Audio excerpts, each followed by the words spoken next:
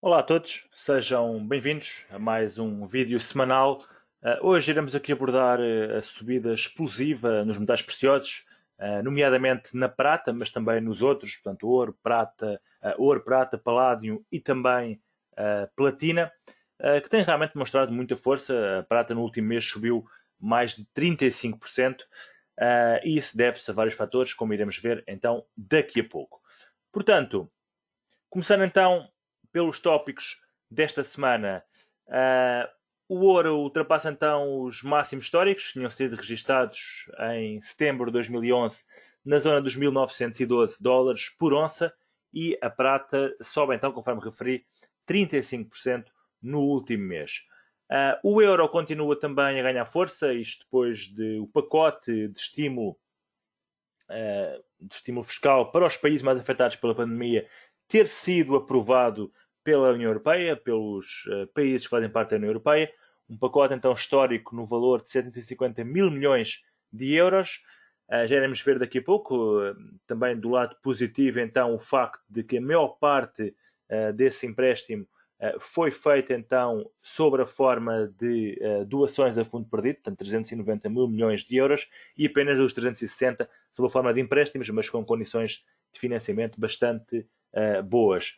Depois também as tensões da China com vários países, Canadá, Europa, Estados Unidos, Reino Unido, Austrália. A situação também dos casos da pandemia, que continua a agravar-se, apesar dos investidores parecer que ignoram este aspecto e continuam a mandar então os índices para cima.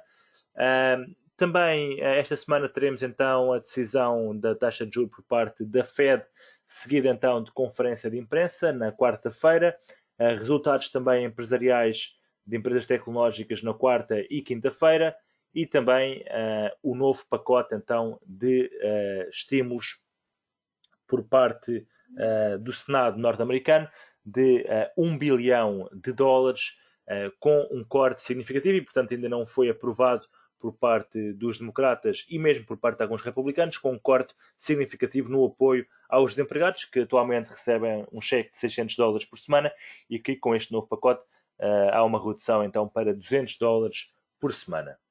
Vamos ver então de que forma isso poderá afetar as vendas a retalho e também a confiança do investidor.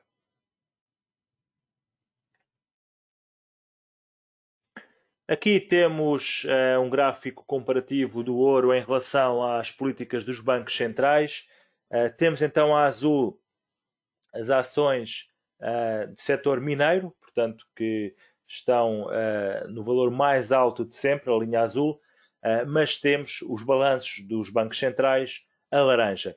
E a rosa, portanto, temos o rácio, portanto, entre estes dois fatores, portanto, entre a evolução das ações mineiras e os balanços dos bancos centrais. Portanto, como podemos ver, a linha rosa está aqui bastante flat e está inclusive abaixo dos valores de 2011, quando aconteceu o máximo histórico no ouro, e portanto mostra aqui que poderá haver aqui algum espaço ainda para evolução positiva, portanto, para valorização no preço do ouro.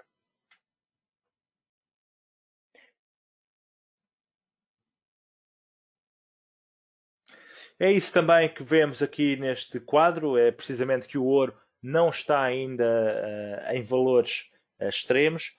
Quando vemos, por exemplo, o ouro enquanto reserva de valor e comparamos com, por exemplo, o PPI, vemos que há ainda 30% de diferença em relação ao preço spot e em relação à média, aliás, do PPI, e em relação ao máximo do PPI, vemos que há uma diferença de 12% em que o ouro poderá apreciar. Se compararmos com outra métrica, como por exemplo o Consumer Price Index, portanto o CPI, vemos que a média é de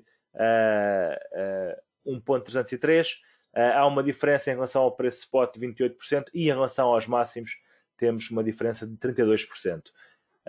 E podemos continuar por aqui abaixo, portanto, a comparar com outras métricas. Por exemplo, se compararmos com o índice dos mercados emergentes do MSCI, temos em relação ao spot, em relação à média, aliás, uma diferença de 2%, e em relação ao máximo histórico uma diferença de 18%. Portanto, há aqui bastante espaço para o ouro ainda valorizar comparativamente com estas métricas e também comparativamente com outras commodities, como por exemplo o cobre e também o petróleo.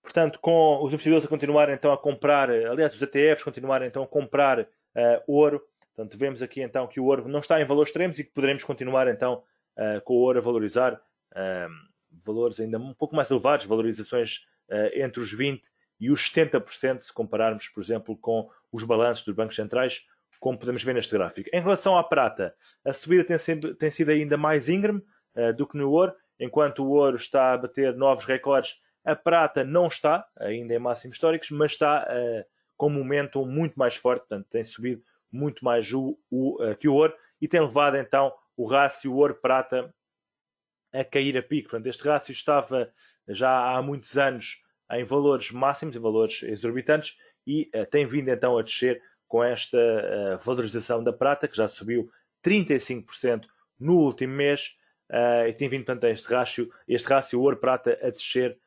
significativamente, aliás, como podemos ver neste gráfico.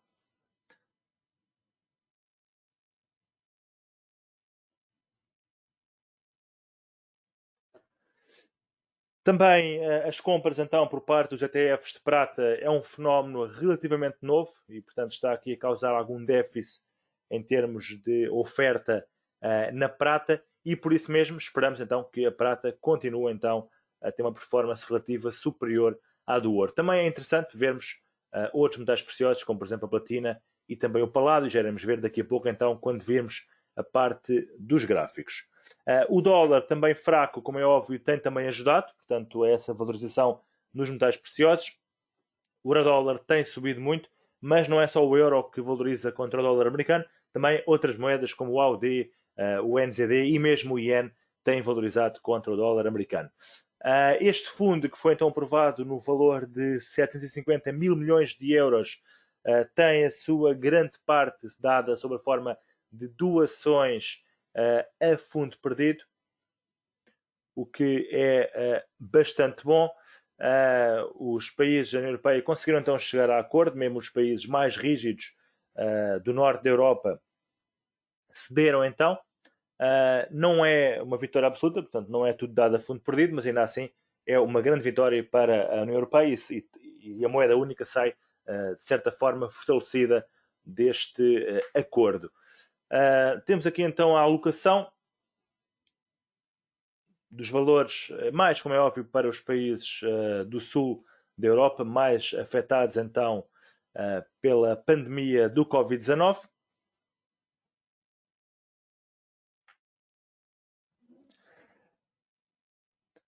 Um fator interessante também de observar é no setor obrigacionista, portanto, com as obrigações italianas a 10 anos a caírem abaixo dos 1%.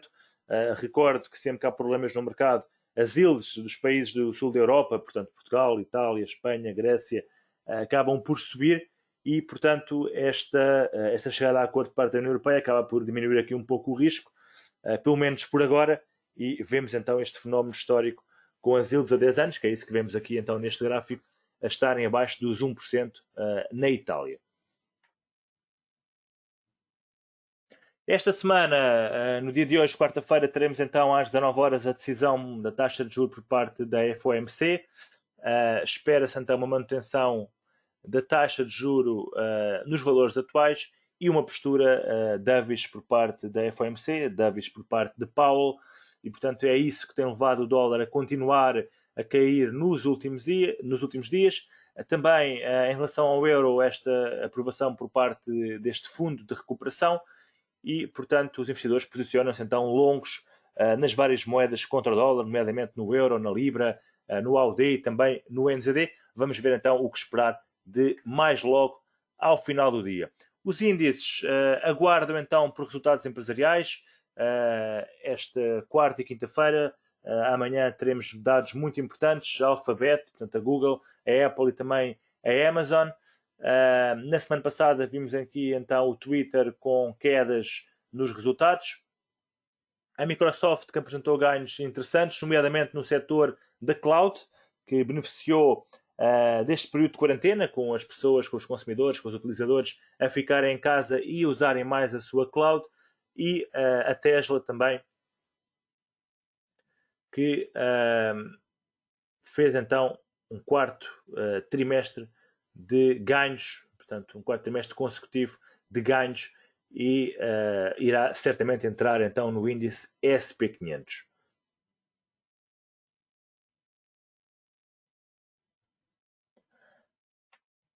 Já iremos então ver o gráfico também do Nasdaq. Só passar aqui um olhar atento então sobre a situação do Covid-19, portanto o número de mortes nos Estados Unidos continua a aumentar, portanto depois de ter vindo a cair até princípio de julho, iniciou uma recuperação em meados de julho e segue agora em tendência positiva. O número de novos casos em Espanha também, como estamos a ver, está ali a subir novamente, depois de durante o mês de junho ter estado bastante plano. Segue agora novamente a fazer uma nova onda, poderá voltar, quem sabe, níveis de março e níveis de abril, mas para já os investidores não estão muito preocupados e continuam então a levar os mercados para cima. Este último slide fala-nos aqui um bocadinho então das projeções para as eleições de novembro para o presidente. Portanto, Joe Biden vai com uma clara vantagem de 60,7, Trump com 36,4. Houve aqui uma inversão então no mês de junho. Para já parece que os republicanos estão determinados a enviar então cheques de $1.200 aos empregados. Vamos ver se os democratas irão ou não cooperar.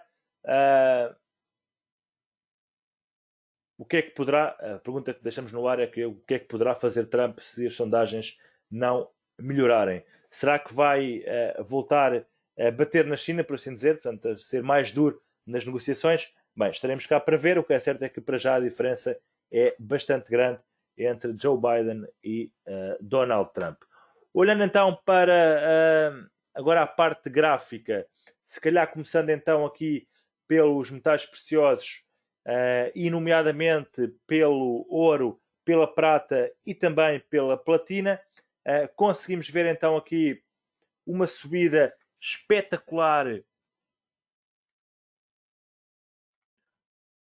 no preço do ouro. Portanto, estamos já então em níveis históricos superiores aos registados então aqui no mês de agosto e setembro de 2011, nos 1912.